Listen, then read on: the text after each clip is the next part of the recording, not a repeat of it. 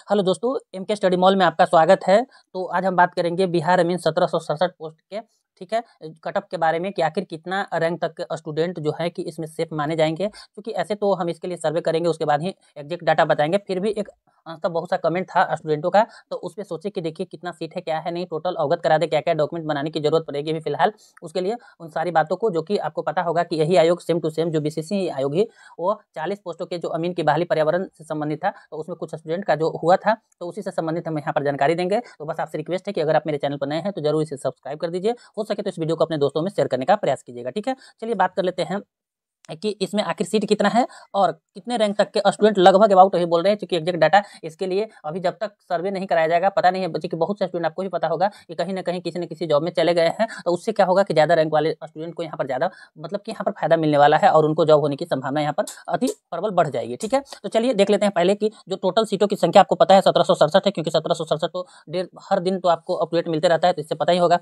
तो इसमें आपको युवा समान का सीट है 433, जिसमें महिला का है 247, टोटल 433 और महिला का 247 है, ठीक है। और पुरुष का 433।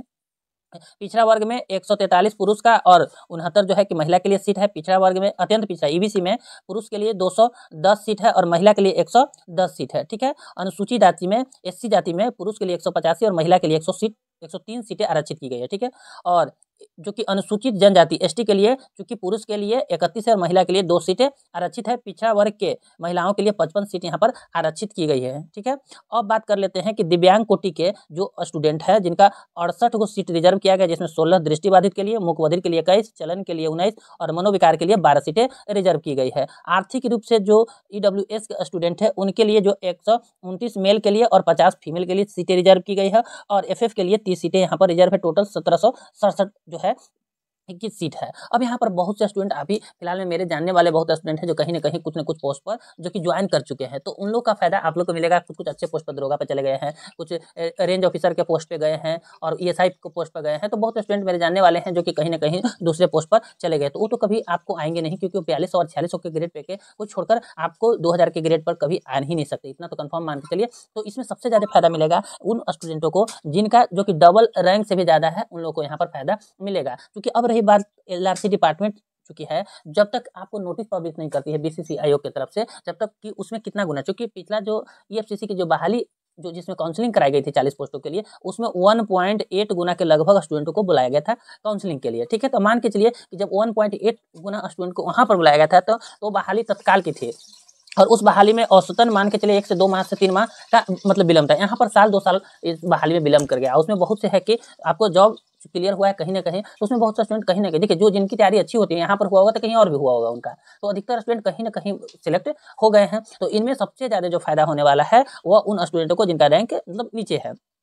तो जिनका ये तो कंफर्म है कि जिनका रैंक अगर इतने सीट के अंदर है वो तो क्लियर है। जिनका अगर रैंक सामान्य में है तो सामान्य में मान के चलिए, देखिए हम जो एवरेज यहाँ पर निकाले, जिनका भी मतलब 800 से नीचे जिनका भी रैंक अगर मान के चलिए यूआर में है, उनको मतलब कंफर्म है कि उनकी ज्वाइनिंग होगी, ठीक है। तो यहाँ पर और चूंकि महिला में जिनका भी अगर यूआर में सीट है तो इन महिला में थोड़ा ज़्यादा, क्योंकि कुछ महिला भी होगी जो मतलब यूआर वाली महिला वो आएंगे यूआर के सीट में जनरल में, क्योंकि उन लोग को ऐसा नहीं है कि लड़कियां भी अच्छा मार्क्स यहाँ पर लाती है और जो कि लड़के के भी सीट में भी जा सकती है। तो उन लोगों के कारण क्या होगा कि उनका मतलब और ज़्यादा रैंक वाले स्टूडेंट का होने की यहाँ प्रबल संभावना बढ़ जाएगी। तो यहाँ पर औसतन हम मान के चलिए अभी आप दोगुना रैंक मान के चलिए अपने सीट के अनुसार, तो दोगुना रैंक यही मान लीजिए कि 800 से लगभग यूआर का मान लीजिए, पिछड़ा वर्ग का मान लीजिए आपको कि जो जितना आपका रैंक है उससे दोगुना का आप देख लीजिए, सीट के अनुसार अपना मिला लीजिए, उसके अनुसार अकॉर्डिंग टू आपको पता चल जाएगा। यहाँ पर ऐसे हम सर्वे करने के बाद ही पता कर पाएंगे, कंफर्म बता पाएंगे कि लगभग अबाउट कितना तक आपका रहेगा, तो होने की प्रबल संभावना है। ऐसे अपना अकॉर्डिंग टू सीट आप अभी मिलाकर आप बता सकते हैं। और जिनकी सीट के अंदर है उनका तो कंफर्म है, उनको तो कोई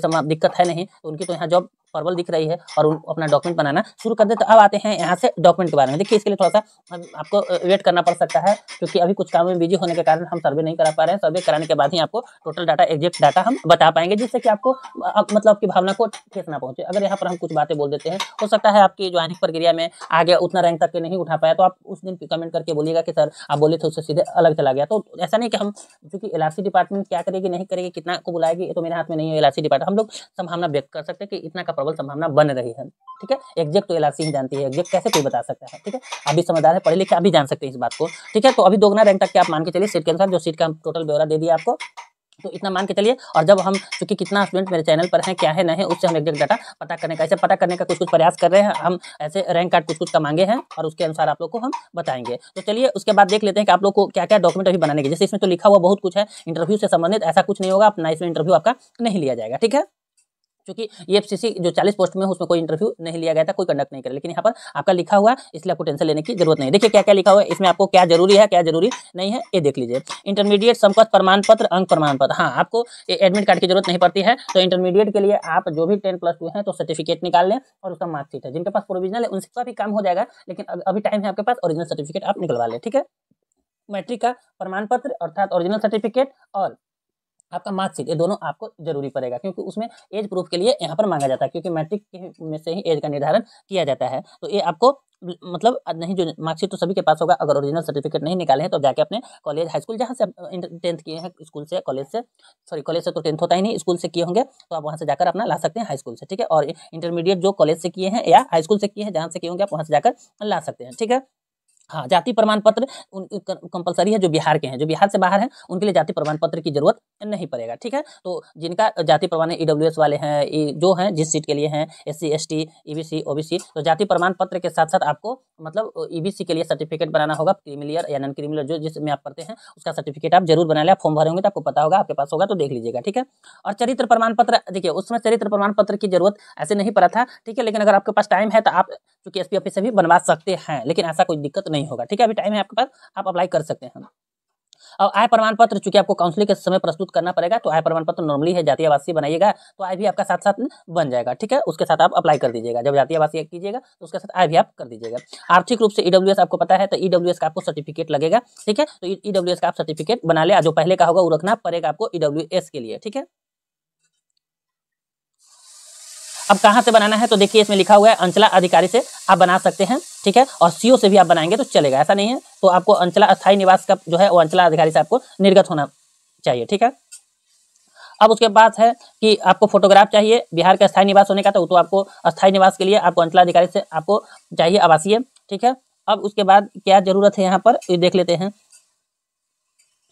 हाँ, कोई भी अगर आप प्रूफ बनाते हैं, कोई महिला अगर शादीशुदा है तो अपने पिता के नाम से ही बनाएं, आपके पिता के नाम का ही मान्य किया जाएगा, ठीक है। कोई भी अगर महिला है जिनकी शादी हो चुकी है तो अपने हस्बैंड के नाम से नहीं बल्कि अपने पिता के नाम से बनाएं, उनका मान्य रहेगा, और नहीं तो पिता हस्बैंड के नाम से मान्य नहीं किया जाएगा, ठीक है। तो ये बात यहाँ पर कही गई है। और नेक्स्ट देखते हैं जो कि आपके लिए जरूरत है। तो FF के लिए जो होंगे उनके लिए उनका सर्टिफिकेट चाहिए और उनका चूंकि आइडेंटिफिकेशन जो होता है आई कार्ड होता है, ठीक है, वो भी चाहिए। दोनों सक्षम पदाधिकारी जो कि आपको डिस्ट्रिक्ट लेवल से जो बना होगा वो चाहिए आपको। स्पष्ट अभ्यर्थी के लिए जो भरे होंगे तो आपको पता होगा, आप डालें। संविदा पर जो आधारित है उनके लिए अनुभव प्राप्त चाहिए, ठीक है। और जो सर्विस वाले हैं उनके लिए जो कि उनका NOC जो होता है सर्विस मैन कोटा के अंतर्गत प्रमाण पत्र चाहिए। दिव्यांगता के लिए दिव्यांगता कोटा का प्रमाण पत्र चाहिए। ये अभी आपके लिए कंपलसरी है, इतना आप कर लीजिए, एडमिट कार्ड की आपको जरूरत नहीं पड़ेगा। अगर किन्हीं स्टूडेंट का कोई चीज मतलब मान लीजिए आप खो गया है तो उसके लिए आप एफिडेविट जाकर आप करवा सकते हैं, कोई समस्या नहीं होगी। बशर्ते 3-4 चीज में एफिडेविट नहीं चलेगा, जैसे आपका नाम हो गया, आपका डेट ऑफ बर्थ हो गया, ठीक है। और आपके मतलब इस चीजों में आपको एफिडेविट नहीं मांगा जाएगा डेट ऑफ बर्थ में, क्योंकि ये मूल चीज माना जाता है, इसमें चेंजिंग नहीं कर सकती है LRC डिपार्टमेंट, इसमें आपको रिजेक्ट कर दिया जाएगा।